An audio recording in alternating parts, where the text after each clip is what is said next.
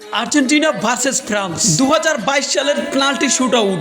So কথা না বাড়িয়ে লেটস স্টার্ট। প্রথম শুটটি নেন কিলিয়ান এমবাপ্পে, তিনি সফলভাবে গোলটি করেন। এবারে লিওনেল মেসি আসেন শুটের জন্য, তিনিও সফলভাবে একটি গোল করেন। ম্যাচের স্কোর তখন আর্জেন্টিনা 1 ফ্রান্স 1।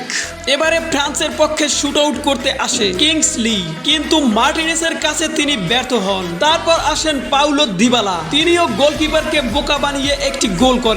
এবারে ফ্রান্সের আউরিলিন এসে আরো একটি গোল মিস করে। খেলার স্কোর তখন 2-1। তারপর লিওনার্দো প্যারদিস এসে একটি দুর্দান্ত গোল করেন। এবারে ফ্রান্সের র্যান্দাল কোলো এসে মার্টিনেসকে ফাঁকি দিয়ে একটি গোল করেন। তারপরে শুটে আসেন গঞ্জালো মন্টিল, তিনি একটি দুর্দান্ত লেভেলের গোলের সাথে সাথে খেলার স্কোর দাঁড়ায় 4-2। ফাইনালি আর্জেন্টিনা অনেক বছর প্রতীক্ষার পরে ওয়ার্ল্ড কাপ জিততে সক্ষম হয়।